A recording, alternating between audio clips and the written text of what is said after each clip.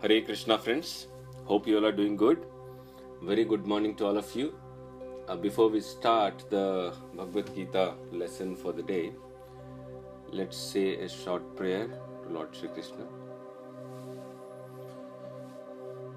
Shri Krishna Govinda Hare Murari He Nath Narayan Vasudeva Shri Krishna Govinda Hare Murari He Nath Narayan Vasudeva Shri Krishna Govinda Hare Murari He Nath Narayan Vasudeva Hare Krishna Hare Krishna Krishna Krishna Hare Hare Hare Rama Hare Rama Rama Rama Hare Hare Hare Krishna Hare Krishna Krishna Krishna Hare Hare Hare Rama Hare Rama Rama Rama Hare Hare.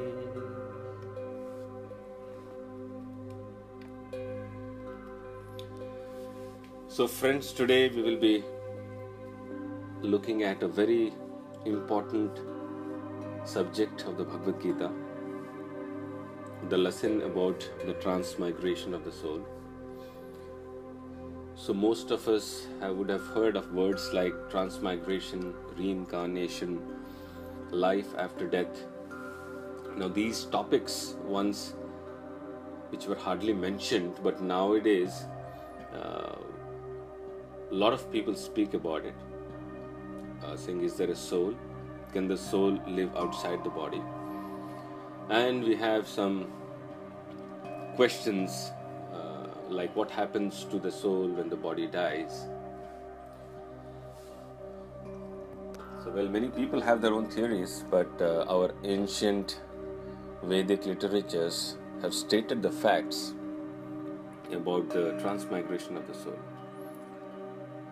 So today's discussion, today's lessons are extremely important, and I would strongly suggest that we pay attention to the teachings of the transmigration of the soul from the Bhagavad Gita, and I'm sure it will benefit all of us. So what it says is, the primary thing it says is each of us is a living soul within a material body.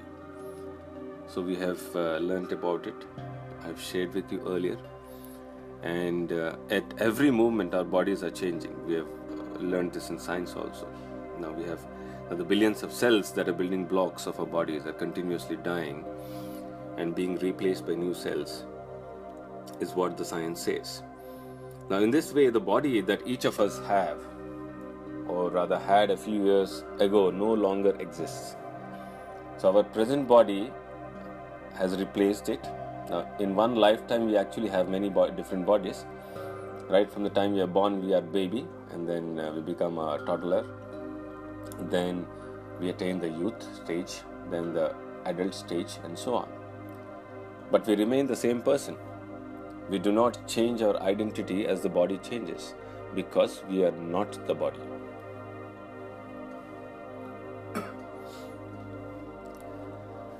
But almost every one of us thinks that he or she is the body. Now why is that?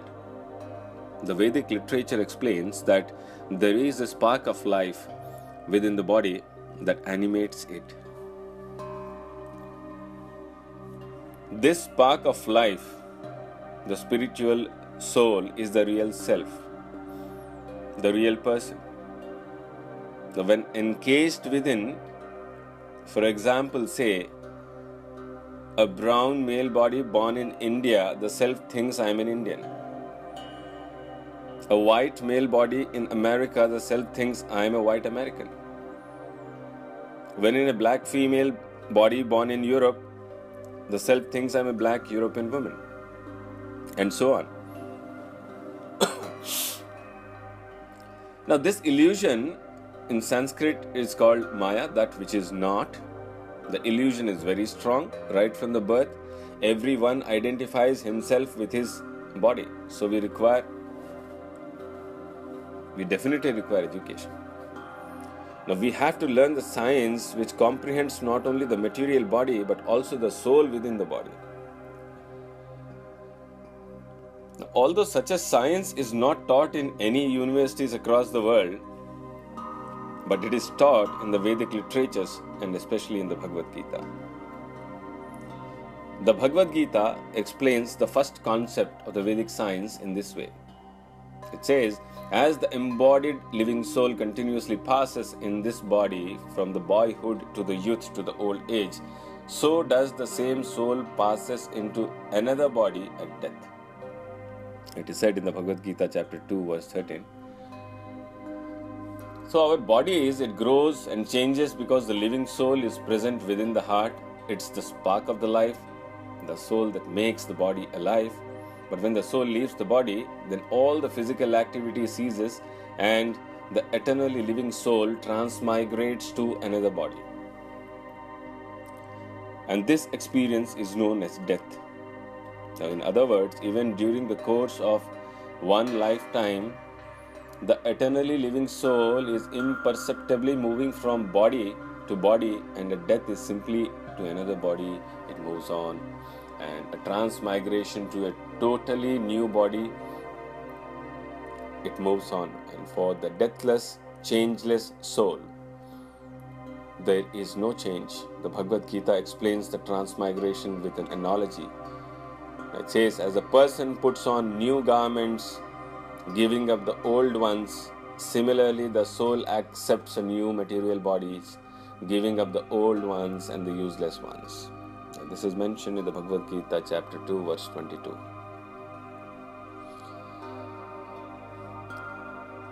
So the living souls are evolving through the species. It's very interesting what is stated in the Bhagavad Gita. It says that the Vedic literatures describe that there are about 8.4 million species of life, right from the aquatics, the trees, the plants, the insects, the reptiles, the birds, the four-legged beasts and human beings.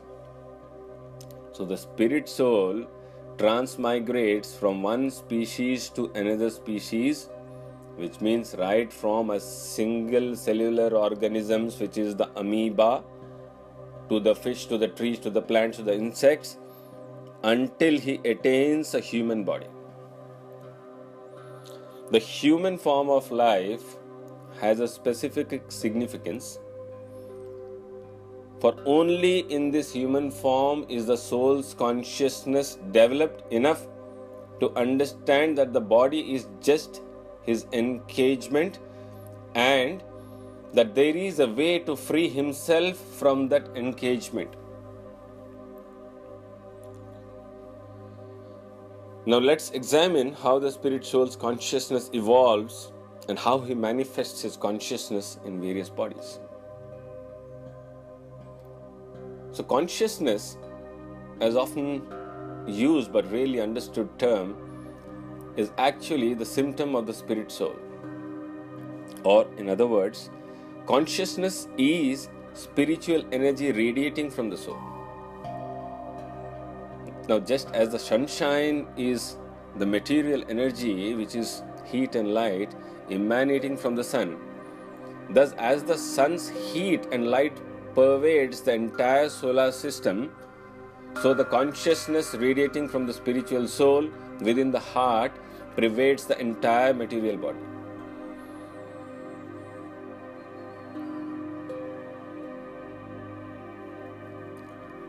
But until the soul evolves up to the human form, his consciousness is so covered that he has very little chance of self-realization. Realization that the self is not the material body but the living soul within the body. So here we have the actual explanation of evolution. God creates the 8.4 million species simultaneously, and as each spirit soul transmigrates from the lower to the higher species, his consciousness progressively develops. Finally, he attains a human body with a keen human intelligence. So evolution does exist, but it's an evolution of consciousness, not of the species as the Darwin's theorize. However, just as there is an evolution of consciousness, there is also devolution of consciousness. If having evolved up to the human species, the spirit soul misuses his human faculties, he must descend again into the lower species.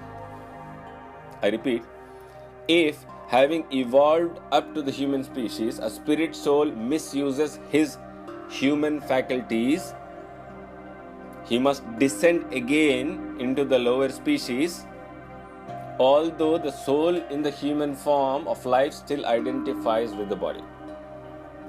He can also glimpse his spiritual identity. Now, this spiritual consciousness is like a small flame which is covered by a cloud of smoke. If we fan that flame by cultivating spiritual knowledge, we can rekindle the fire of pure consciousness, which is Krishna consciousness. Now, to put it simply, the human form of life is a crossroads for the spirit soul. Now, he is free either to descend again into the darkness of the lower species or to end his torturous journey through repeated births and deaths by rekindling the full fire of his Krishna consciousness. So this vast universe is filled with untold billions of eternally living spirit souls or sparks of life, and all of them are transmigrating from one body to the next. From the tiny one-celled amoeba to the great blue whale, from the smallest bacillus to the giant sequoia, and all living organisms within our vast universe consist of two basic components, which is the material body and the spirit soul. That is standard. The material body is lifeless yet complex arrangement of physical elements, and the spiritual soul is actually a spark of the life and a spark of the supreme life, which is God. It is mentioned in the scriptures what is the size of the soul. Science today haven't been able to find out what happens, what goes away at the time of death. That everything ceases to, all functions in the so-called body ceases, stops.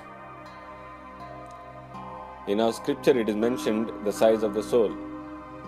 It is mentioned that the size of the soul is 1/10,000th the tip of a human hair. I repeat, the size of the soul is 1/10,000th the size of the tip of a hair. So now you can imagine how subtle, how microscopic is the soul. It is so subtle that we don't have microscopes to see the soul. See how wonderful is the creation. So the soul animates from one body to another. So in some species he remains for only a few seconds, in others for as long as there is several thousand years. When a particular body is no longer fit for habitation, the soul leaves it and enters a seed, an egg or a womb to begin developing to the next body. That is what it is mentioned. Now the question is, does the soul transmigration from the body to body takes place in a random way, or does some higher authority supervise? In one lifetime, the spiritual soul may enjoy a particular experience, and in the next lifetime, it may be experiencing a different lifetime. So what determines then a particular soul's next body is the question. One answer given in the Bhagavad Gita is that each soul receives punishment or reward for the sinful or the pious acts it performs during its human lifetime. This is known as the law of karma. Now, every act a human being performs is either in accordance with the universal law that God gives in the revealed scriptures, or it is contrary to those laws. So God's scriptural laws governs only those souls in the human form, because unlike the dull creatures in the lower species, the human beings has sufficient intelligence to freely obey or reject the Lord's scriptural instructions.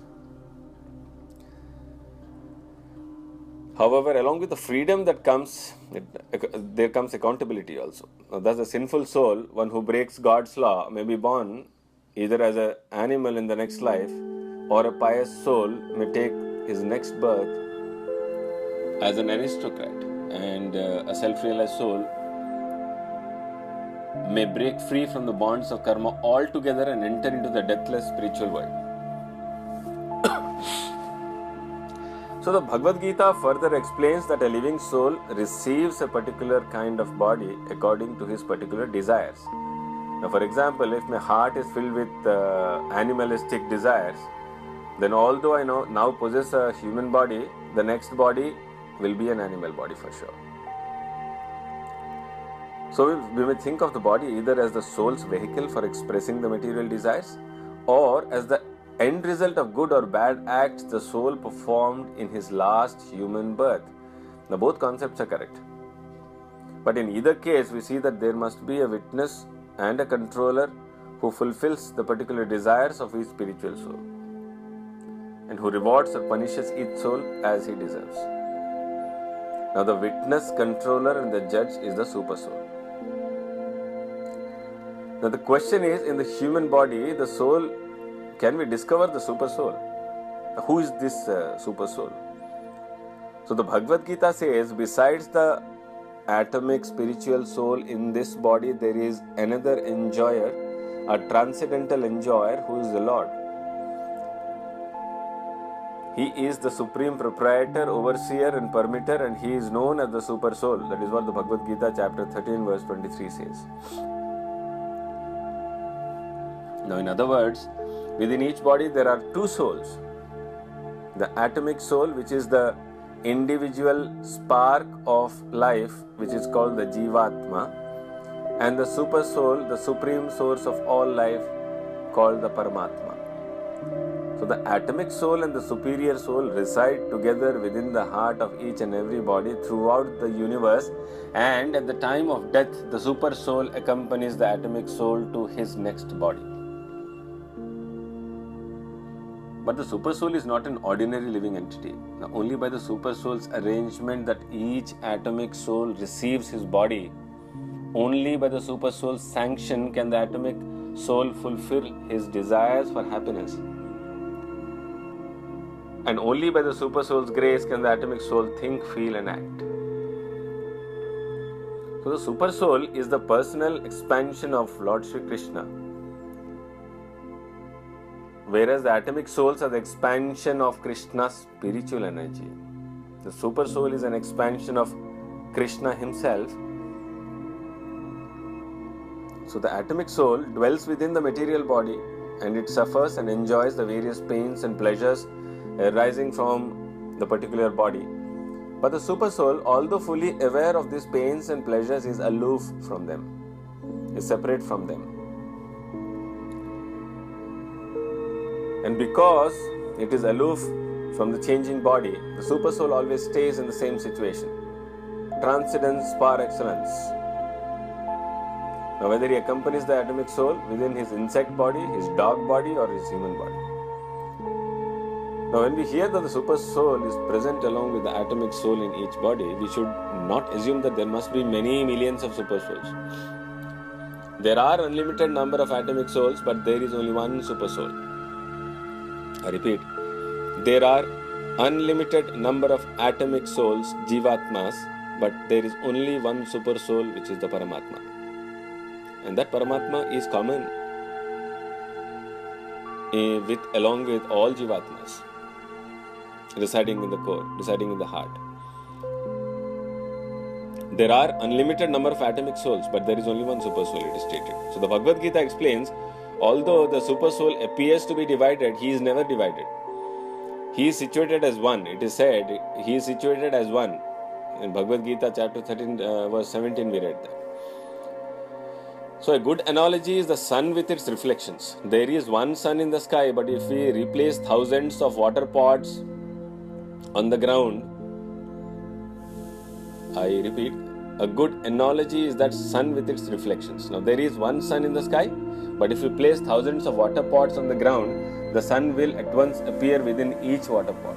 Now similarly, the SuperSoul is a single transcendental entity, but when he can expand himself into hearts of all living creatures.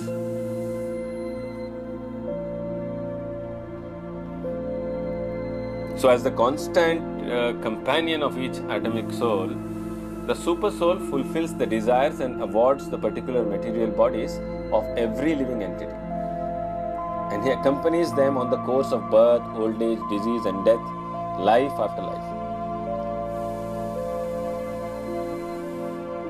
So Lord Krishna explains in the Bhagavad Gita, one who sees the SuperSoul accompanying the individual soul in all bodies and who understands that neither the soul nor the SuperSoul is ever destroyed, he actually sees the reality, the truth. It is stated in the Bhagavad Gita chapter 13 verse 28. Now this may seem surprising. The SuperSoul God is always with the individual atomic souls, yet they are suffering. Now why doesn't the Lord in the heart divert the atomic souls from their suicidal course of repeated birth and death? Now is the SuperSoul actually our well-wisher? Why doesn't he end our suffering? Right? We may have these kind of questions. So the Upanishads answer with the analogy of two birds in the tree. The Upanishads, it answers to these questions by giving an analogy of two birds sitting on a tree. So he says that the soul and the SuperSoul are like two birds sitting on the tree. They are friendly birds. So the first bird, which represents the atomic soul or the Jivatma, is eating the tree's fruits, which are of two kinds. What are these fruits? Happiness and distress. The second bird, representing the SuperSoul or the Paramatma, is self-satisfied. So he doesn't bother with the fruits. He simply watches his friend, the first bird. And although these two birds have similar qualities and could enjoy the most pleasurable spiritual friendship, the first bird is captivated by the fruits of the tree, so he ignores the second bird. Meanwhile, the second bird is simply witnessing the activities of his friend. Though they are friends, still one is the master and the one is the servant. Now, because of the forgetfulness of this relationship, the first bird, the atomic soul, must change from one tree to another or from one body to another, and the atomic soul is struggling very hard on the tree of the material body. But as soon as he agrees to accept the guidance of the SuperSoul, he becomes fulfilled and free from suffering. So unfortunately, very few souls within this material universe desire to serve the SuperSoul. That is unfortunate, most unfortunate. And would want to break free from the bonds of karma and return home back to the spiritual world. Now, although this material world is always miserable and dangerous and short-lived, it is said dukkhalayam ashashvatam. So the most people's hearts are filled with so many desires to enjoy this world that they doom themselves to stay here. The desires are eternal.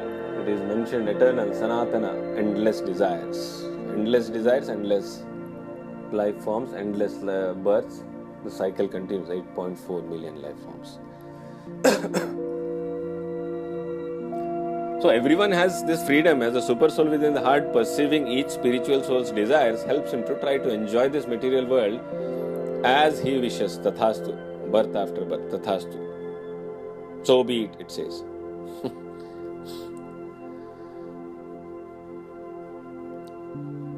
Now finally, the most important part. The evolution of the soul culminates into Krishna consciousness. It has to. Someday or other it has to culminate into Krishna consciousness.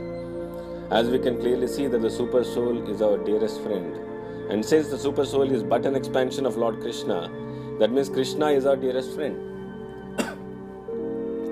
However, although Krishna always wants us to return to Him, to get free from this suffering we have been going through in one material body after another, He will not interfere with our minute free will. This is very important. Please listen carefully. God does not interfere in our lives. He does not interfere with our minute free will. He has given us the intellect, and He does not interfere in our lives. However, He is magnanimous, so magnanimous, since He always wants us to be with Him, come back to Him, return to Him. Whoever reaches out to Him, He is more than happy to extend His hand and help him and guide him to the straight path and help him to come back to Him. But without that freedom, you see, we can't develop any real love for Krishna, and without developing love for Krishna, we can't break our attachment to the things of this world and go back to the spiritual world, to Krishna Loka. Now, it is only by surrendering to Lord Krishna and accepting His instruction that the spirit soul can evolve to the highest state of existence, which is by pure Krishna consciousness or pure love for God. The Bhagavad Gita explains that the soul who has attained love for Krishna does not again take birth in this material world after leaving his present body. So such a pure soul attains a spiritual body in the spiritual world and remains there eternally.